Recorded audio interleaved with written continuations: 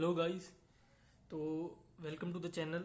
आज हम next topic शुरू कर रहे हैं फिजिक्स का, that is vectors and motion in straight line. ठीक है, तो सबसे पहले वेक्टर्स डिस्कस करते हैं।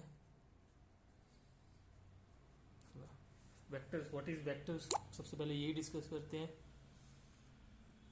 तो वेक्टर्स किसी भी क्वांटिटी को किसी भी चीज को आप कह सकते हो, हम दो तीन चीजों में बांध सकते हैं, है ना। एनीथिंग, एनी क्वांटिटी और एंटिटी, कुछ भी कह लो आप, quantity entity. It can be of two types, either it can be a scalar quantity or it can be a vector quantity or it can be a tensor quantity and so on, है ना। तो हमें जो अपने level पे पढ़ना है वो बेसिकली इन दो में आता है। टेंसर आप अपनी ग्रेजुएशन पोस्ट ग्रेजुएशन में पढ़ोगे, ठीक है। तो हमें ये चीजें डिस्कस करनी है ना। तो what is a scalar quantity? Scalar quantity जिसमें सिर्फ मैग्नीट्यूड है, जो चीजें आप आज तक पढ़ते आ रहे हो ना। और what is a vector? Vector है जिसमें मैग्नीट्यूड तो हो ही, प्लस उसकी एक डायरेक्शन भी हो, है ना। तो एग्जांपल क्या हुई स्केलर की? 5 kg मास का कोई डायरेक्शन नहीं होती ना, मास होता है ना। वेट फोर्स की डायरेक्शन होती है, मास की नहीं होती। तो वेट फोर्स जो मास से ही बना 5 न्यूटन, तो इसकी डायरेक्शन होती है, तो ये स्केलर हो गया, है ना। ठीक है, तो ये वेक्टर हो गया। तो और क्या हो सकता है? स्पीड, है ना। तो इसमें क्या होगा, अगर स्पीड की डायरेक्शन भी बता दें तो उसको बोलते हैं वेलोसिटी, है ना। डिस्टेंस, मैं कह रहा हूं कुछ डिस्टेंस है, कुछ क्वांटिटी है, 5 मीटर है, 6 मीटर है, 7 मीटर है, वो स्केलर है। अगर इसकी मैं डायरेक्शन भी बता दूं कि इस डायरेक्शन में है, तो उसको बोल देते हैं डिस्प्लेसमेंट। ठीक है, तो ये हो गया what is scalar and what is vector. ठीक है, वेक्टर को तो आप सिंपली लिख देते हो, है ना। इसको आप लिख देते हो जैसे y is equal to 3 metre, ऐसे लिख दिया आपने। तो वेक्टर को कैसे लिखते हैं, वेक्टर को रिप्रेजेंट कैसे करते हैं? इसको रिप्रेजेंट करते हैं एरो के साइन से, ऐसे या ऐसे। ठीक है, एग्जाम्पल इसकी फोर्स, है ना। इसको इस तरह से रिप्रेजेंट करना है, force in A B direction या फोर्स ऑन ए बी, कुछ भी हो सकता है ना। ठीक है, वेलोसिटी, एक्सेलरेशन, कुछ भी हो सकता है। तो ये इस symbol is to represent vector. ठीक है, और वेक्टर में क्या है, मैंने बोला ना, दो चीजें हैं, एक मैग्नीट्यूड भी है, एक डायरेक्शन भी है ना।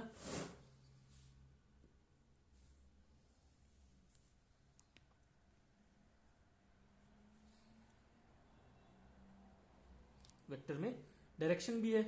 ठीक है, तो अगर मान लो एक वेक्टर है ए वेक्टर, तो उसको मैं लिख सकता हूं ऐसे, इसका मैग्नीट्यूड, ये हो गया इसका मैग्नीट्यूड, और इसकी डायरेक्शन को मैं लिख दूंगा ऐसे। ठीक है, ये क्या चीज है?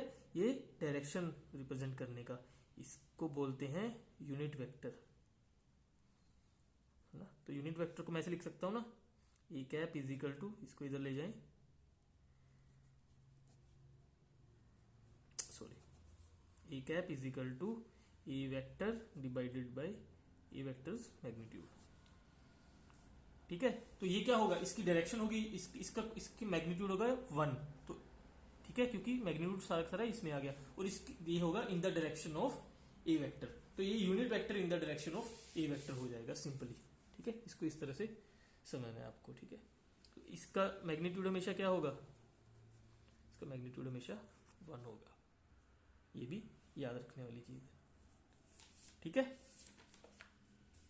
Next vectors. अब जैसे आप स्केलर को ऐड करते हो, है ना, वेक्टर्स को भी ऐड कर सकते हो वैसे ही। तो नेक्स्ट हम चीज पढ़ेंगे, that is called vector addition, है ना। अब स्केलर था तो आप सिंपली कर देते थे ना, स्केलर को क्या कर देते थे आप स्केलर के लिए, है ना, P is equal to Q plus R. मान लो क्यू कितना है 5 है, आर कितना है 3, तो सिंपली लिख देते थे ना 8, एज सिंपल एज दैट। तो वेक्टर को कैसे करना है, मान लो there is a P vector है ना, that is equal to Q vector plus R vector. तो दोनों की डायरेक्शन होगी, डायरेक्शन को भी ऐड करना है, मैग्नीट्यूड को भी ऐड करना है ना। किस तरीके से करना है, जैसे देखो आप, मैं बोल रहा क्यू वेक्टर तो है ये वाला वेक्टर, इसका मैग्नीट्यूड कितना है, क्यू वेक्टर का मैग्नीट्यूड है 4, आर वेक्टर है इसके परपेंडिकुलर डायरेक्शन में है ना, इसका मैग्नीट्यूड कितना है 3। ठीक है, तो वेक्टर एडिशन कहा कैसे होता है हमेशा, वेक्टर एडिशन के लिए सिंपल रूल है एक, इसको आप रूल डाल के लिखो, ये रूल है head to tail combination. Logical है बड़ा, आपको बताता हूं कैसे है ना।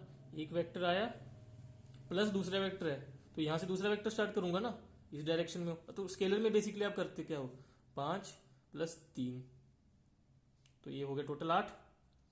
यही करते हो ना, क्योंकि इसमें डायरेक्शन ये सब कुछ एक लीनियर चीज में लिख लेते हो आप, लीनियर डायरेक्शन में ना, तो इसमें आप डायरेक्शन भी ऐड करनी है। तो ये तो हो गया 4 क्यू वेक्टर, इसमें मेरे को आर ऐड करना है जो कितना है 3। ठीक है, तो ये बेसिकली ये हुआ क्या, हेड टू टेल कॉम्बिनेशन, इसका हेड इसका टेल। ठीक है, इसी को बोल देते हैं हेड टू टेल कॉम्बिनेशन। ये आपको निकालना है कितना हुआ, तो आप बताओ क्या होगा ये पी वेक्टर, इसकी लेंथ कितनी होगी, लेंथ ही रिप्रेजेंट करती है ना, लेंथ रिप्रेजेंट द मैग्नीट्यूड। कितना हुआ ये 5 स्क्वायर, पाइथागोरस थ्योरम लग जाएगी, 4 स्क्वायर + 3 स्क्वायर रूट, ये हो गया 5। तो इस डायरेक्शन में पी वेक्टर आया जिसका मैग्नीट्यूड था 5। ठीक है, बहुत सिंपल है, बहुत सिंपल सी चीज है ये, है ना। ठीक है, अब नेक्स्ट आता है, इसमें आता है next topic comes to be angle between vectors. मुझसे पूछ सकते हैं ना कि दो वेक्टर्स के बीच में एंगल क्या है। ठीक है, तो इसके लिए आप कौन सा कॉम्बिनेशन लगाते हो, टेल टेल कॉम्बिनेशन। उसमें था हेड टू टेल कॉम्बिनेशन, इसमें टेल टू टेल कॉम्बिनेशन। ठीक है, तो क्या हुआ, क्या था हमारा क्यू वेक्टर था ये है ना, कितना था ये 4। तो हमारा आर वेक्टर कितना था, ये था 3 है ना। तो क्या टेल टेल कॉम्बिनेशन क्या होगा, इसकी टेल से इसका टेल, तो ये हो गया मेरा क्यू वेक्टर, ये हो गया परपेंडिकुलर था ना ये आर वेक्टर, दोनों के बीच में एंगल क्या हुआ थीटा, 90 डिग्री हो गया ना।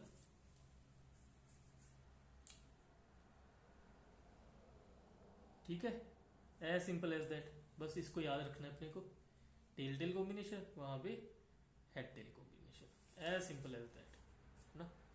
तो अब इसका जो रिजल्टेंट आया था वो वेक्टर क्या था, ये था ना वो वेक्टर पी वेक्टर 5 था। तो मैं रिजल्टेंट वेक्टर का भी बता सकता हूँ एंगल क्यू वेक्टर से, ये 3 था ये 4 था। पाइथागोरस थ्योरम से बताओ ये एंगल क्या होगा, यहाँ पे यहाँ पे tan थीटा क्या होगा 3/4 होगा ना। तो ये आपको ना ये आइडेंटिटी याद रखनी है, अगर tan थीटा 3/4 हो तो थीटा होता है, ये स्टैंडर्ड रिजल्ट है, ये याद रखना है 37 डिग्री है ना। और अगर tan थीटा 4/3 हो तो क्या होना चाहिए, सोचो थोड़ी सी ट्रिग्नोमेट्री, 90 - 50 37 ना, 53 डिग्री। तो यहाँ पे ये वाला एंगल हो गया ना, यहाँ पे आप लिख दो थीटा = 37 डिग्री। तो P angle is at the 37 degree from Q vector, P vector is at 37 degree from Q vector. ठीक है, और ये दो आइडेंटिटीज आपको याद रखनी है, आइडेंटिटीज है ये। ठीक है,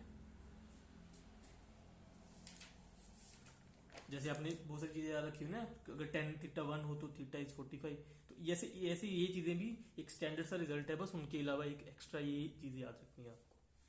ये आपको धीरे धीरे याद हो जाएगा, प्रैक्टिस करोगे, याद करने की जरूरत ही नहीं है। ठीक है, अब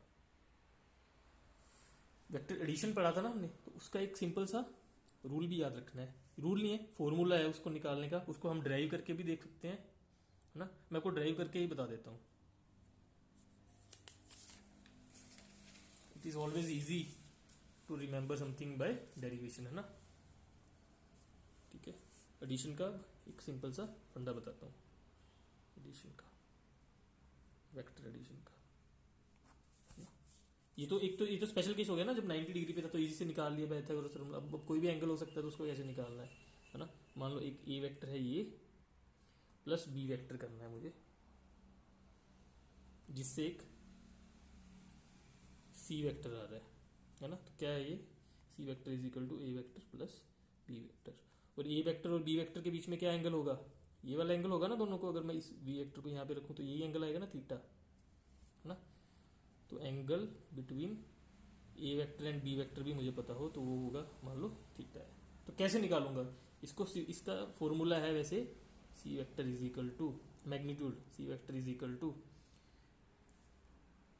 ए वेक्टर का square magnitude plus B vector के मैग्नीट्यूड स्क्वायर प्लस 2ab, वही हो गया ना, A square plus B square plus 2ab, plus एक और लग गया इसमें, थीटा।